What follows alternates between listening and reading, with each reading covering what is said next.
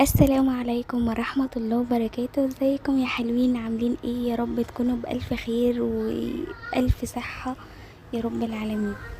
وحشتوني جدا جدا جدا جدا جدا، ومهما اقول لكم بجد بتوحشوني قوي. وبحب دايما اشارك معاكم روتينات واي حاجة عامة في حياتي اليومية بحب اشاركها معاكم.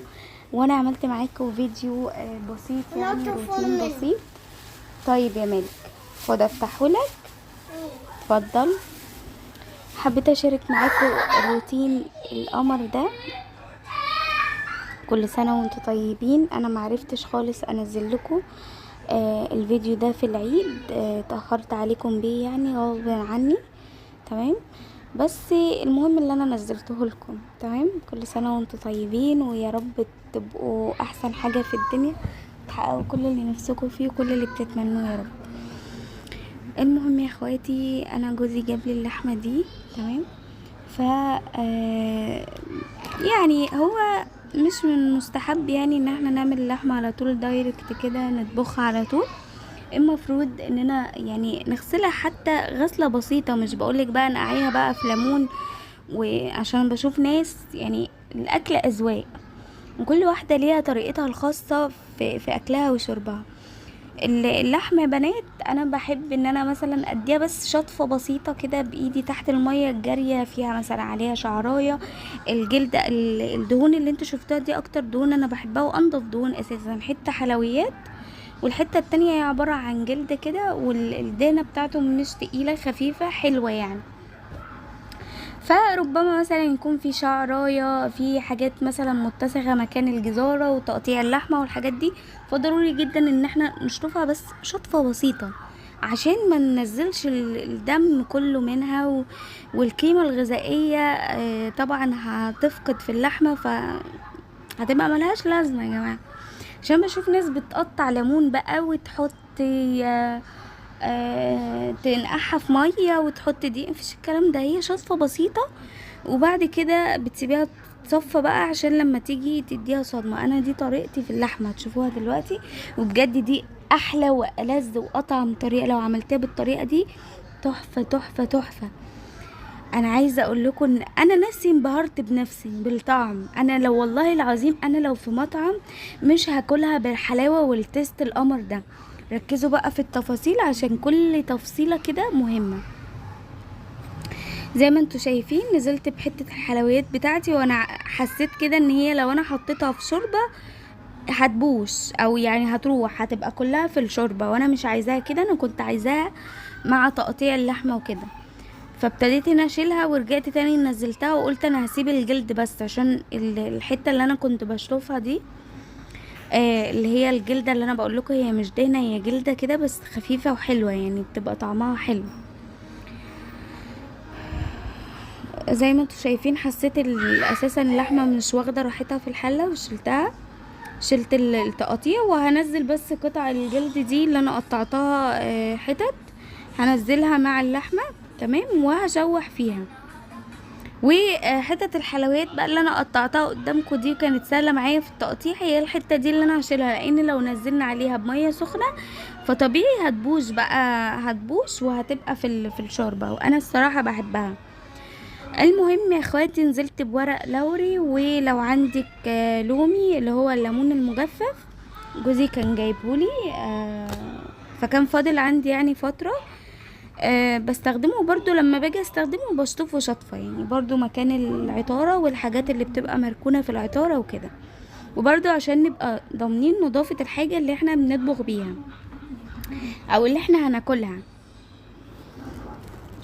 فضلت بقى يا اخواتي زي ما انتوا شايفين كده ادي للحمة تشويحة حلوة. مهم جدا نديها صدمة. انا هوريكم ان اللحمة الشوربة بتاعتي هتبقى زي الفل، هتبقى عسل عسل عسل عسل عسل. الشوربة حرفيا يا بنات لا هتطلع ريم بقى، ولا هتطلع رغوة، ولا هتطلع اي حاجة هتشوفوها معايا دلوقتي. بجد اعملي الطريقة دي. انا بحب ادي اللحمة بتاعتي صدمة، وتاخد معايا لون ذهبي، تاخد معايا لون مغمق شوية زي لون عارفين انتوا الفراخ واللحوم اللي بتبقى على الفحم بتبقى واخده زي لون كده، تحميره غامقه شويه جايه على بني. هي دي التحميره اللي انا بحبها.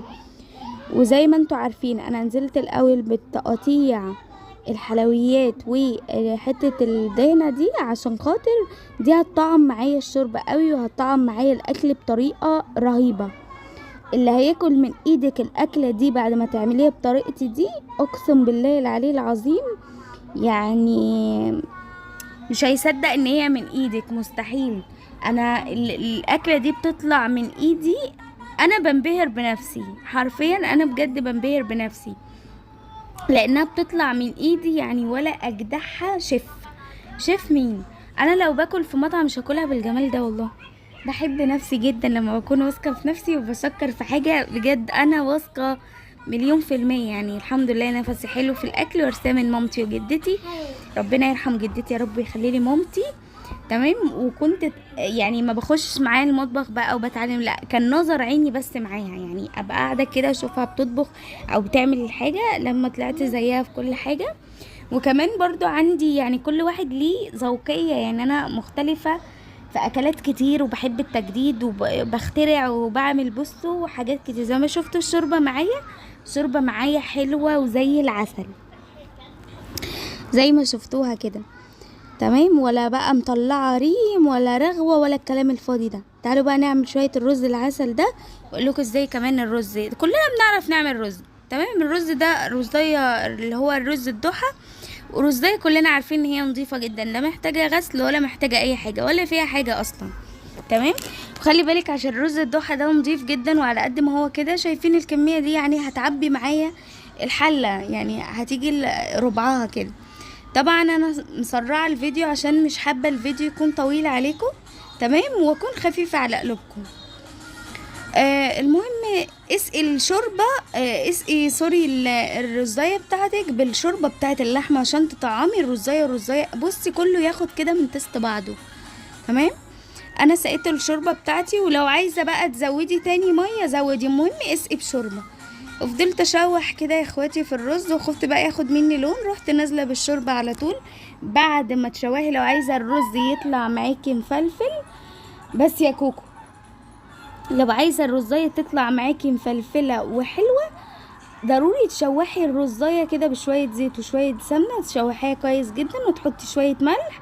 بتحبي الفلفل الاسود بهاري البهار اللي انت بتحبيه هيطلع معاكي الرز حلو. بس انا بفضل الفلفل الاسود في الرز بشعريه.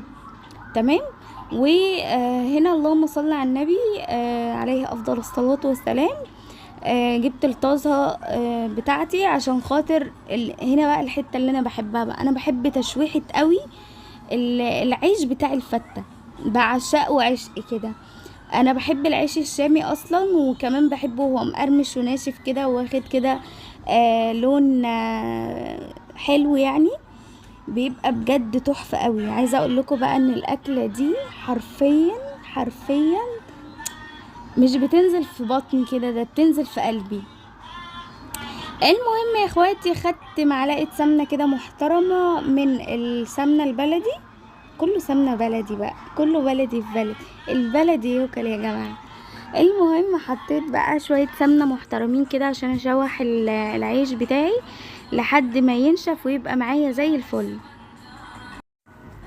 واستنى بقى السمنه بتاعتي تسخن وبعد كده بنزل بالعيش. والعيش انا بقطعه بطريقه عشوائيه، يعني مثلا مش قطعيه معينه او كده، وبفضل يعني ان احنا نقطعه قطع صغيره عشان ناس بشوفها بتقطع العيش بطريقه يعني مش قادره اقول لكم، يعني عشان تاخدي كده بالمعلقه يبقى على قد اللقمه. تمام.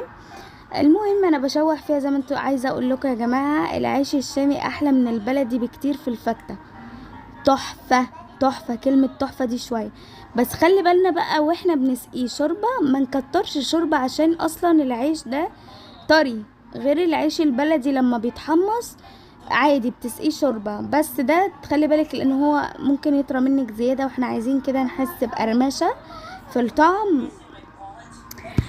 عايزه اقول لكم ان انا من اول معلقه كده قلت هنا ساسكت قليلا. بجد بجد يا جماعة، انا انبهرت، والاكلة دي طالعة من قلبي وروحي، وبعملها بكل حب والله. فلازم الحاجة لما بنقدمها بكل حب لازم بتطلع احلى حاجة في الدنيا. تمام. وانا طبعا تست الاكل ده معروف بيطلع عندي احلى حاجة في الدنيا، خصوصا لما هنقدمه يعني لاهلنا او في بيتنا عامة لولادنا بتبقى بصوا حاجة تانية خالص. المهم بعد ما شوحت انا كفاية عليا تشويح كده، انا بحب الصراحة يبقى واخد اللون المكرمل ده. ونزلت في الطبق اللي انا هغرف فيه كده كده اوريدي الفتة بتاعتي. تمام. وقلت بقى ايه، هركنه يهدى شوية عشان بس اعرف اشتغل فيه. وجبت بقى حتة الحلويات بتاعتي. انا بشوف ناس بتحط اللحمة في الفرن عشان تديها تحميرة، طب ليه؟ معلقة سمنة كده محترمة، وبرده ممكن تنزلي بيها في الشوربة، ده هيطعم معاكي برضو اللحمة اكتر. لكن في الفرن هتنشف منك ومش هتبقى واخدة معاكي، هتبقى ناشفة ومش هتبقى واخدة منك برضو طعم، لان هي نشفت. لكن وهي كده بتبقى جوسي وحلوة. وعايزة اقول لكم هي استوت جدا، وانا بحب بحبها تبقى مستوية واخدة سوا كامل، يعني بتبقى جوسي كده وطرية. هوريها لكم في الاخر. المهم نزلت بقطعة الحلويات القمر بتاعتي دي بقى كده مع اللحمة، وهاتك يا تشويح ومعلقتين 3 كده من الشوربة. يا سلام يا سلام على الحلاوة والجمال والعسل. عايزة اقول لكم الخطوة دي بتودي اللحمة اساس. شايفين هي بتتحمر يعني، ولا تعذيب ولا فرن ولا اي حاجة، تاخد تحميرة حلوة. وزي ما انت عايزة، بتحبي تحمريها حاجة بسيطة حمريها، عايزة تطلعيها على كده وتحطيها على كده من غير تحمير اصلا، حطيها تبقى معاكي زي العسل. تمام. بس لما تطلعيها تحطيها في طبق، حطي كده زي برضو معلقتين 3 كده من الشوربة عشان تطعم معاكي اللحمة. كده كده اللحمة متطعمة في الشوربة، بس ده بيعلي التست اكتر. المهم يا اخواتي فضلت كده اشوح في اللحمه، وطبعا مالك كان جعان بقى في الوقت ده فغرفت له كده عشان ياكل. والصراحه انا كتصبيره كده خدت لي معلقتين 3 كده خطف كده معاه، وقمت كملت بقى. شفت الفته بتاعتي وخلاص بقى عشان اغرف. انا كنت جعانه جدا الصراحه، وما فطرتش اصلا، وكنت مخلصه اكل وقت غدا مش فطار. بجيب بقى شوية الحلويات والحبكشكنات كده، وبرص الرص ده بقى بتاعك. بحط طبقة العيش من تحت. التصوير كان بيقطع، حاضر يا حبيبي. العيش بيبقى بحطه من تحت. تمام. وبعد كده رصة الرز، وبعد كده ممكن تحطي طبقة عيش تاني وفوقها طبقة عيش، بس يعني احنا 2 يعني مش كتير. وارص اللحمة بتاعتي. كل واحد ليه ذوقية في الاكل، هي دي ذوقيتي في الاكل. شايفين بقى يا جماعة الحلاوة والطعامة، وعيش شامي كمان. عشان على فكرة دي شوربة، بس هي الشوربة بتاعتي بتبقى لونها احمر كده، عشان يعني انا بحبشها وكده، وبحب ان انا احطها معلقتين 3 من صلصة الطماطم عشان تبقى مدية لون محمر. وعايزة اقول لكم من اول معلقة اللي هياكلها من ايدك بالطريقة دي هيبحلق. وبجد هي دسمة جدا. عايزة اقول لكم انا كلت قطعة لحمة اساسا صغيرة وما قدرتش اكمل، يعني بجد في حتة تانية خالص، ودسمة جدا. والصلصة كمان انا عملتها وتقريبا صورتها، بس مش عارفة التصوير بتاعها راح فين، بس يعني ما علينا، مش محتاجة تصوير. انا الصراحة كان عندي توم وكان عندي ليمون، وبرضو حبشتها وكانت معايا زي الفل. مالك بيغمس ما تركزوش معاه، بيغمس الشيبس في الشوربة.